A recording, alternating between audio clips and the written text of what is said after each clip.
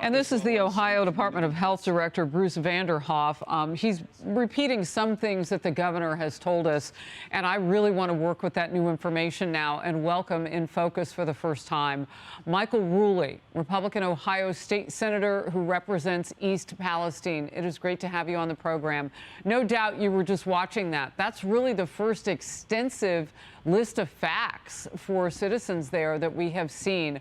What's your first reaction from what you've heard now from the governor of your state?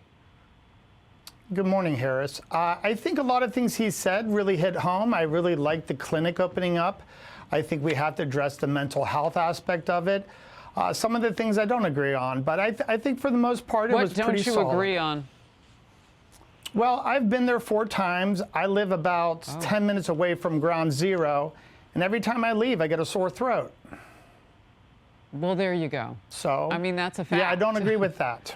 Yeah, I mean, they say they've done everything they can. They've tested 500 homes.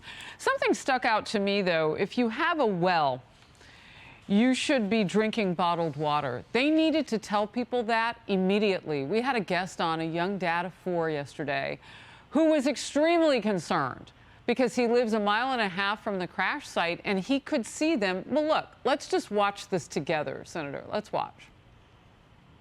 One more. With the EPA there on site and the cleanup of this massive crash, of all the chemicals that were spilled everywhere and the continuation of them removing cars, and I'm sure there's still chemicals being spilled out of the ground as they're demolishing these cars to haul them off site. They came in there, dug the trench, exploded the car, lit the flares, burned the vinyl chloride off. Now all those chemicals are in the ground. Water. Yeah, he's worried about water because he has a well. So for the first time today, it wasn't just the governor, I guess, who was planning to drink bottled water. He's telling people if you have a well, you need to be doing that too. And if you want to get your well tested, you can call the 330 number. We wrote it down. We'll put it up on the screen. I mean, I don't understand top down why the federal government is not already on the ground and going house to house at this point. The federal government is nowhere to be found. I'm there a lot. And so there's so many different problems with this situation. I suggest that anyone inside of the city or within 3 or 4 miles do not drink the water, drink only bottled water, do not bathe in the water. And if you have the means, I strongly suggest you get a hotel. I think it's going to be months of soil testing, air testing, and water testing. And I think you have to have journals. You have to have a medical journal on yourself of how you were before the accident and how you are after the accident.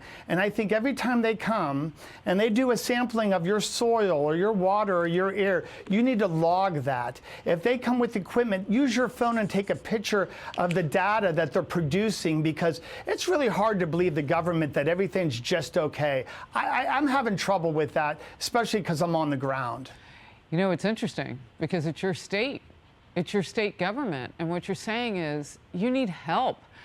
And I know critics have been livid over Transportation Secretary Pete Buttigieg's long-delayed response to this crisis. It's like it's not even happening. Well, for him, I guess it's not. I think the Secretary of Transportation needs to resign. I think Mark Rubio was point on. I think his response to this is the last straw. He's already proven over the last 2 years that he's incompetent of his job. They called him Pothole Pete for a reason. He should not be in this position. He has not even come close to being near ground zero, and he should be ashamed. You're right about what Senator Marco Rubio had said. You've now said it even stronger. And so here's the response from Buttigieg. He hit Twitter to respond. But first, then, seeming somewhat downplaying the crisis. Watch. There's clearly more that needs to be done because while this horrible situation has gotten a particularly high amount of attention, there are roughly 1,000 cases a year of a train derailing. It sounds like a lie that there would be something like what you are experiencing 1,000 times a year in the United States. That just doesn't even sound. This is of epic proportions. What's your reaction? We all saw the video. We all saw that explosion. We all saw what went in the air. And we've even seen the pictures from the sky, from above the clouds, on how it penetrated the atmosphere.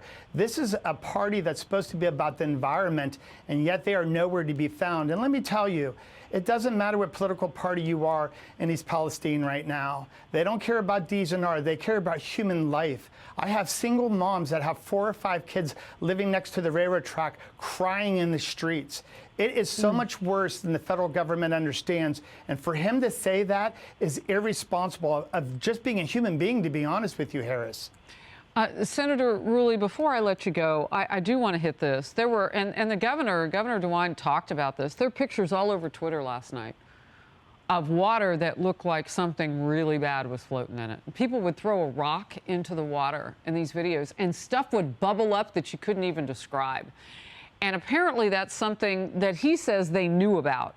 There's a section of a creek called Sulphur Run near the crash site, severely contaminated, but it was dammed off very early on. Why didn't we know that before?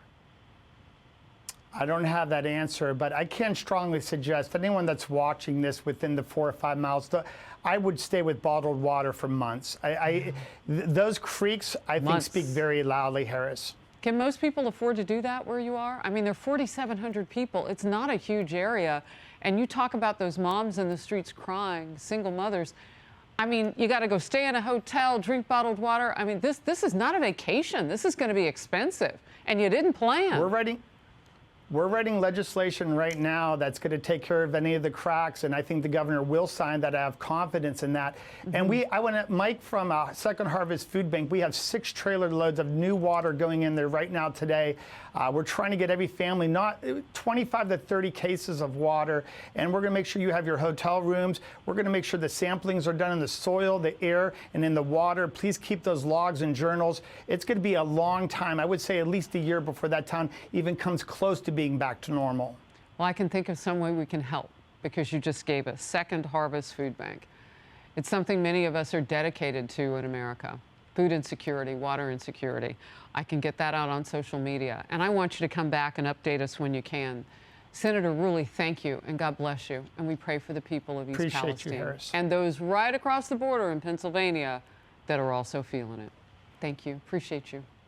Hey everyone, I'm Emily Campagno. Catch me and my co-hosts Harris Faulkner and Kaylee McEnany on Outnumbered every weekday at 12 p.m. Eastern, or set your DVR. Also, don't forget to subscribe to the Fox News YouTube page for daily highlights.